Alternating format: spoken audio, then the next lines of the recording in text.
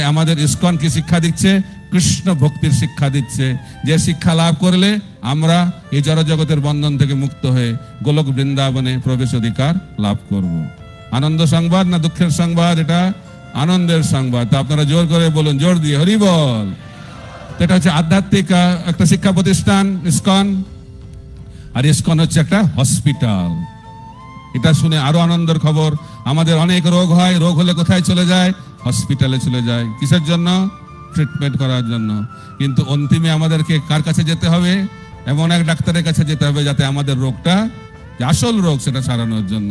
তা আমরা বলি এই জগতেও রোগ সারানোর জন্য আমরা ভগবানের কাছে যাই। যখন খুব রোগ হয় তখন আমরা ডাক্তারের কাছে যাই। কোন ডাক্তারের কাছে যাই? অ্যালোপ্যাথি। অ্যালোপ্যাথি কাজ না হলে কোথায় যায়? হোমিওপ্যাথি। হোমিওপ্যাথি যদি কাজ না হয় কোথায়? ন্যাচুরোপ্যাথি। আর যদি কিছু কাজ না হয়, চলো তিরুপতি।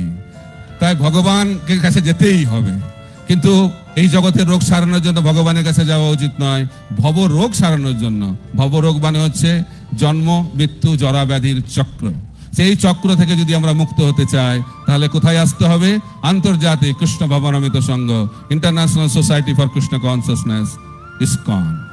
এবং সেখানে প্রধান ডাক্তারকে হিজ ডিভাইন গ্রেস এসি ভক্তি বেদান্ত স্বামী ছিল প্রভুপাদ, প্রধান ডাক্তার। কোনো সন্দেহ আছে? কেমন ডাক্তার উনি? খুব specialist doctor, super specialist doctor. এবং উনি ছাড়াও আরো অন্যান্য ডাক্তার রয়েছেন, তিনি হচ্ছেন মুখ্য ডাক্তার। এবং ওনারা আমাদেরকে ওষুধ দিচ্ছেন। কি ওষুধ? ভব ঔষধি। কি কি? দুটো ওষুধ।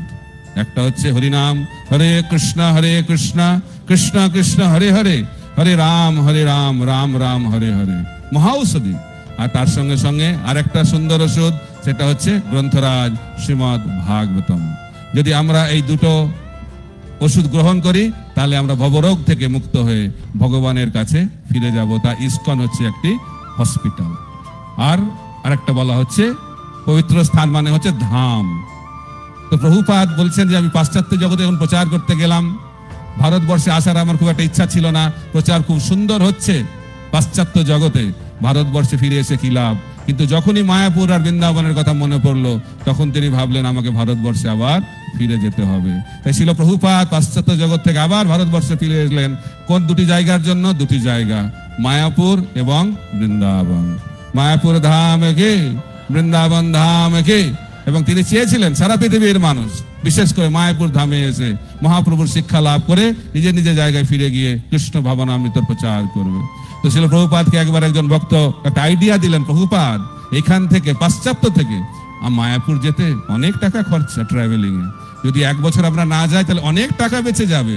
তো সেই টাকা দিয়ে আমরা অনেক মন্দির বানাতে পারি। আইডিয়াটা কেমন প্রভুপাদ? কারণ সকলের আইডিয়াটা থাকে, অনেক আইডিয়া। তো প্রভুপাদ বলছে তোমার আইডিয়াটা খুব ভালো, কিন্তু আমার আরেকটা আইডিয়া আছে। যে কি আইডিয়া? আমরা খাবার পেছনে অনেক টাকা খরচা করি, যদি এক বছর আমরা খাওয়া দাওয়া বন্ধ করে দিই তাহলে অনেক টাকা বেঁচে যাবে এবং সেই টাকা দিয়ে আমরা আরো অনেক মন্দির তৈরি করতে পারবো। আইডিয়াটা কেমন লাগছে তোমার? সে চুপ হয়ে গেল, কারণ সে এর মাধ্যমে যে প্রভুপাদ শিক্ষা দিলেন এই জড় শরীরকে পুষ্ট রাখার জন্য যেমন খাবারের প্রয়োজন, আধ্যাত্মিক শরীরকে পুষ্ট রাখার জন্য মায়াপুর ধামে আসতে হবে কমপক্ষে একবার বছরে। যেমন দিনের বেলায় প্রতিদিন আমরা আমাদের ব্যাটারি, কোন ব্যাটারি?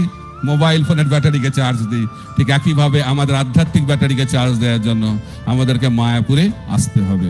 তাই শিল প্রভুপাদ চেয়েছিলেন যে ধামে এসে আমরা যেন আমাদের স্পিরিচুয়াল ব্যাটারিকে চার্জ করি এবং আবার ফিরে গিয়ে কৃষ্ণ ভক্তির প্রচার করি। এটি হচ্ছে একটি উদ্দেশ্য। এই জন্য শিল প্রভুপাদ তিনি বলতেন মায়াপুর হচ্ছে আমার উপাসনার জায়গা আর বৃন্দাবন হচ্ছে আমার নিজের বাড়ি। তাই এই দুটি জায়গা অত্যন্ত গুরুত্বপূর্ণ গৌড়ীয় বৈষ্ণবদের জন্য, শিল প্রভুপাদের অনুগামী ভক্তদের জন্য। এবং শিল প্রভুপাদ এই ধামকে সারা পৃথিবীতে প্রচার করলেন। তিনি বৃন্দাবন পরিত্যাগ করলেন বাহ্যিকভাবে, কিন্তু তিনি বৃন্দাবন ছেড়ে সারা পৃথিবীকে বৃন্দাবনে পরিণত করলেন। এটি হচ্ছে শিল প্রভুপাদের কৃপা। ইসকনের মাধ্যম দিয়ে তিনি দেখালেন ভক্তিবিনোদ ঠাকুরের যে বাণী, যেদিন গৃহে ভজনা দেখি গৃহেতে গোলক ভাই, যখনই আমরা গৃহে ভজনা করবো সেই গৃহটা বৃন্দাবনে পরিণত হয়ে যায়। ঠিক একইভাবে ছিল প্রভুপাদ আন্তর্জাতিক কৃষ্ণ ভাবনামৃত সংঘের মাধ্যম দিয়ে চেয়েছিলেন পৃথিবীর প্রতিটা গৃহ বৃন্দাবন মায়াপুর ধামে যেন পরিণত হয়। তো সেটি হচ্ছে পঞ্চম উদ্দেশ্য। এবং এই হোলি প্লেস অর্থাৎ পবিত্র স্থান মানে যেখানে কৃষ্ণ ভগবান লীলা বিলাস করেন, যেটি হচ্ছে চিন্ময়। চিন্ময় মানে হচ্ছে ত্রিগুণের অতীত। এবং কার জন্য এটা উৎসর্গীকৃত করা হচ্ছে? কৃষ্ণের জন্য। ইসকনে যা কিছু করা হয় কার জন্য করা হয়? কৃষ্ণের জন্য, কারণ কৃষ্ণ হচ্ছেন পরম পুরুষোত্তম ভগবান। এতে চাংশ কলা পুংস কৃষ্ণস্তু ভগবান স্বয়ং। যখন এই সোসাইটির নামকরণ করা হচ্ছিল, অনেকে বলছিল international society for god consciousness দেওয়া উচিত। প্রভুপাদ বলছে না, এই নামটা ঠিক নয়, কারণ কে ভগবান মানুষ জানে না, সব থেকে মানুষ বিভ্রান্ত কি ব্যাপারে, ভগবান কি। কিন্তু আমি চাই এই সোসাইটিতে যারা আসবে তারা প্রথমবার এসে যেন বুঝতে পারে কে ভগবান। সে ভগবানটাকে কৃষ্ণ হচ্ছেন পরম পুরুষোত্তম ভগবান। তাই এই যে লীলা স্থান, পবিত্র স্থান কার জন্য উৎসর্গিত করা উচিত? কৃষ্ণের জন্য। তাই আমাদের ইসকন মন্দিরে কাকে রাখা হয়, স্থাপনা করা হয়? প্রভুপাদ 3 বিগ্রহকে স্থাপনা করেছেন, গৌর নিতাই, জগন্নাথ, বলদেব, সুভদ্রা এবং রাধা কৃষ্ণ। কোন কোন জায়গায় সীতারাম, লক্ষ্মণ, হনুমানকেও তিনি স্থাপনা করেছেন।